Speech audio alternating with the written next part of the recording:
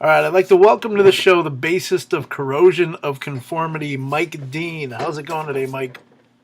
That's going good. How's it going with you? Going pretty well. So, you guys are on tour. You are, as we were talking before, in Wisconsin, Milwaukee today. So, how has that tour so far gone with Black Label Society? How's it been?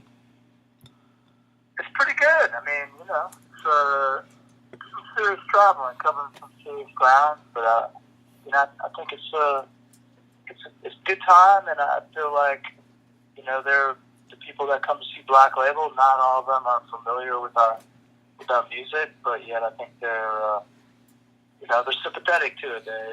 They like what they hear, so it's kind of like doing a little outreach, and that's what doing an opening support slot on tour is all about. So plans working out. That's great. And your new album, No Cross, No Crown, it's been out for a few weeks now. Why did it take over a decade for you guys to get back into the studio to record? Well, I'll tell you, it took a decade to record, with Pepper because he wasn't in the band, but we recorded, Corrosion of Conformity in 2012 and 9 and 2014. So, but yeah, it's been 10 years or a little more since we last did a record with Pepper, and I think towards the beginning of 2015, we got together and we played a few shows just to kind of see if the chemistry was right and everything was working out to see about making a record with this Deliverance, Wise Blood kind of lineup. Mm-hmm. And right away we got the idea that it seemed like a good thing to do. The chemistry was there; it was fun. But we just kept getting, and we wanted to get to work, but we just kept getting offers to play shows, do more touring, and the rent is due every month. So we said yeah for a while, for about 18 months, and then finally we got to work. And once we got to work, they came pretty quick. And I know you just mentioned a little bit about the touring, but how was it to actually get back out on the road to kind of get the new music out there? How has it been for you? Well, we really just been getting new music out just this for a little while since we got out here at Black Label, and we were kind of mostly playing the old stuff until now. But now it feels good, and we got a little more work to do. I mean, we're not actually playing as much new material at the moment, that we'd like to. Okay. As we would like to, because it takes a little bit of working it out, because we pretty much just came up with it off the top of our heads and in the studio. So now we're trying to make it translate to the stage. But we definitely have the Luddite in the set, and that's well received and sounds powerful to us anyway. So I think there's going to be more. To me, that's what's kind of exciting about it. Yeah. Just to be, creating new material and then trying to present it. And like you said, luckily for you, the fans are taking to the new music pretty good. Because it's probably kind of scary to kind of go out there and not know what to expect from your fan base who has followed you for 20 some years, and all of a sudden it's like, whoa, now you got new stuff out. Yeah, we know what to expect from them pretty much, but the complete strangers, at a Black Label gig. But it's been a warm reception, so we're very we're grateful and we're excited. It's pretty killer. Gotcha. And a lot has changed since Corrosion of Conformity's last album, that you guys did about over a decade ago. Mainly social media. How has the band adapted to the changes in the music industry and social media?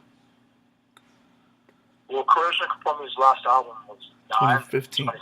2014, so before that. But as far as like the last record we did with Pepper, 2005, it's a stronger presence. Like, I think in 2005, that was, there was Facebook, but I think that crappy old MySpace was probably still was. Yes, it was. Still kicking. I don't know. Yeah, it's everything.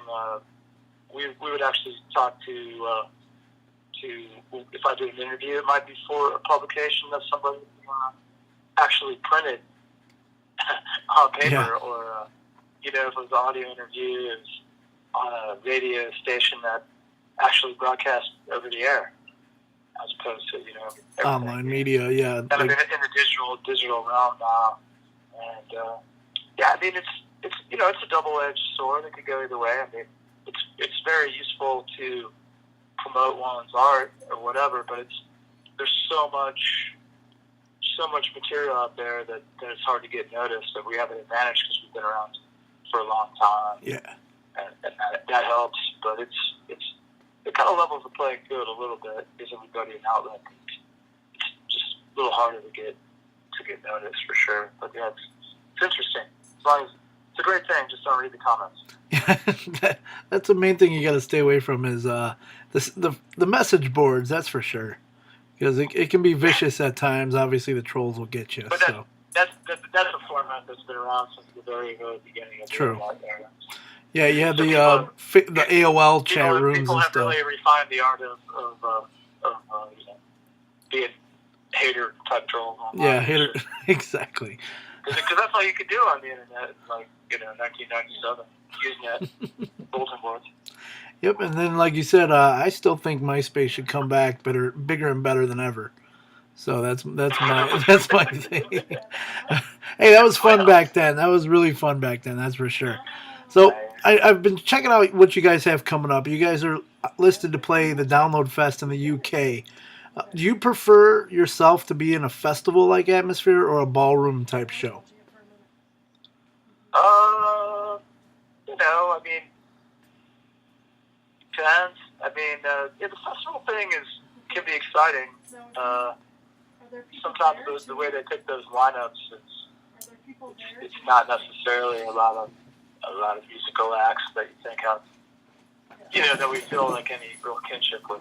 Sometimes it's kind of random, and but overall it's a good time. But I kind of like our show. I like headlining. I like playing our show, being able to play a long set and stretch out or whatever. That's be unhurried or whatever. That's kind of what I prefer. So yeah, because if you jump on a festival, I was going to say if you I enjoy it all because the festivals tend to be like places I don't go very often. I get to travel. It's cool, but either way. Yeah, that's good. I'm open-minded about it all. And like you said, you get longer sets at your own shows as well, so that's always good. Yeah, you don't have to feel hurried. So, do you ever have fans come up to you and say like a certain song that you have done resonates with them and help them through tough times? And if so, how do you react? Well, you just try to. And we get that a good little bit. And it's real varied. And I understand it because there's a lot of music, that I feel the same way about. Yep. Over my life. So just try to be like, hey, no problem, man. Show some gratitude to them, and give them a handshake, give them a hug, and keep going. Learn how to take a compliment, graciously, but not be too big-headed. Exactly. And what was your reaction when you heard that Slayer was embarking on their final tour this year? I mean, I like the way they pitched it, that they're declaring victory and going home. Mm-hmm. The press release said so. It kind of makes you feel old a little bit, but I mean, I think I admire that if they're kind of not feeling it and not really feeling inspired to do it, then why stick around and try to make money and live in the manner to which you become accustomed. Instead of doing that, they're just like, yeah, we're gonna check out while we're on top. I think that's great. I respect their decision. I don't see anything in their output, or their show or anything that tells me that it's time for them to give it up or anything like that. Yeah, I was gonna say the same thing. Compliment, but if they're feeling that, I admire that they're gonna act on that. So I predict, you heard it here, that in less than 2 years they'll probably be back. That's that's actually what I'm thinking. I was wondering if they were gonna pull like a Kiss and do like 4 And I final don't say that because tours. I know any. I don't say that because I know anything. I'm just gonna. You just have that hunch that you don't think Kerry King will just kind of sit back and retire. I don't think so either. Dude, well, I know that, but no, they're gonna get bored, man. Yeah, exactly. And they've been killing it the last couple years. I've seen them at a bunch of festivals, and they're amazing still. So, you can't go wrong. Yeah. So, all right, let me ask you this question. What do you think of the lack of rock music that's featured at the Grammys? To me, like that's not even. Well, wait, didn't Mastodon win a Grammy? They did. They did win a Grammy. But there was That's only pretty like wild. that is pretty awesome that they did win that. Well, the Grammys reflects like the market. It reflects, mostly it reflects what's big commercial business. I know they do some kind of other genres, whatever. But you know what? It's like, nah, how do you even take the Grammys seriously? I mean, we got nominated for the Grammy once, and that was nice, but it was hard to take the whole. It's hard to take the whole thing seriously. Yeah. I think Pepper did get his picture taken with Martin Stewart, so it's cool. So when you look at that whole genre of pop music kind of overtaking rock, what do you think needs to come back in rock for it to be back to the forefront of music? I don't know.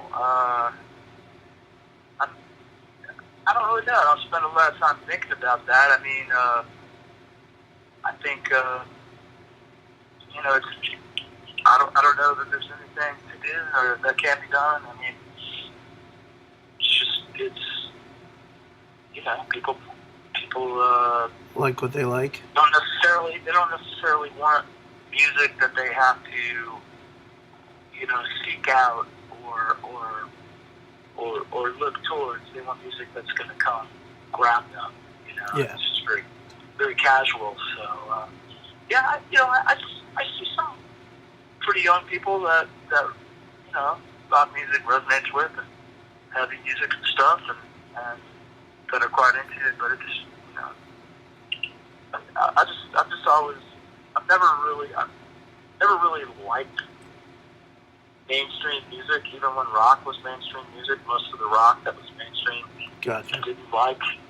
So I'm just kind of used to liking stuff that's a little off the beaten path. So none of that really bothers me. Gotcha. And how old were you when you picked up the bass, and who got you into playing music? Well, pretty obvious that Black Sabbath was a big thing, and Gotcha. Geezer Butler, and John Entwistle, and John Paul Jones, and Billy Cox from Band of Gypsies, and the last version of Jimi Hendrix's band, and Nice. Bootsy. Like I'm like real old, and I'm trying to get as big as Bootsy was when he was 18. Gotcha. And do you have a favorite city or venue that you like to play when you're out? No, not in particular. I have a lot of favorite venues.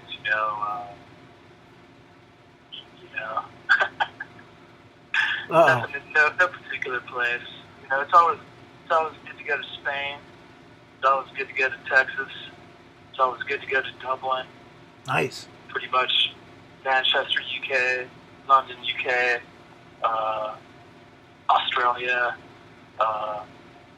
Portland, Maine. It's a good one. Nice. And if you guys ever need a pretty badass photographer to work with you, I would love to join you someday, but who knows? That's my thing. Do you have any pre-show rituals that you have? Not really. Yeah, nothing too heavy. Just about like interviews on the phone with podcasts. That's about it. Yeah, no, not every night. No, just kind of. I'll try not to think too much about going to play a rock show in front of a lot of people or anything like that. Try to just hang and collect myself, and I'll hear Keenan doing his vocal warm-ups. Know it's about time to get ready. Get moving. Stretch out a little bit. Go do it, you know? And outside of music, what do you enjoy doing? Well, gosh, you know, I mean, it's like on tour, just go kind of explore where we happen to be. You know, whether it's Wisconsin or Portugal or or whatever, Alabama. Gotcha. Just go check it out. You know, go have a look around. And do you have like a favorite restaurant you go to while on the road, or do you try like the food of the locals? You know, the food of the locals is a good thing to check out for sure. Yeah, just keep it kind of low key. You know, because you don't want to always be hitting up Taco Bell or McDonald's. You know. No, that'll kill you. Yeah, exactly. You need to talk about.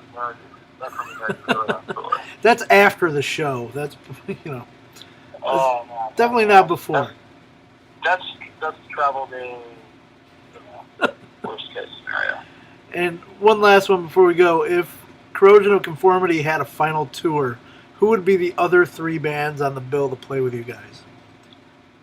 Oh, shoot. Right now, I mean, that's what. This could be any time, any year. Yeah, you know, like I'm thinking realistically. I mean, this band called Earthless that's playing out now. I really like. That would be good for us, but you know, they might be too big. And shit. Get Obsessed because badass. Okay. And well, maybe Radio Moscow. Very interesting 3, that's for sure. Those bands are all worth checking out for sure. Cool.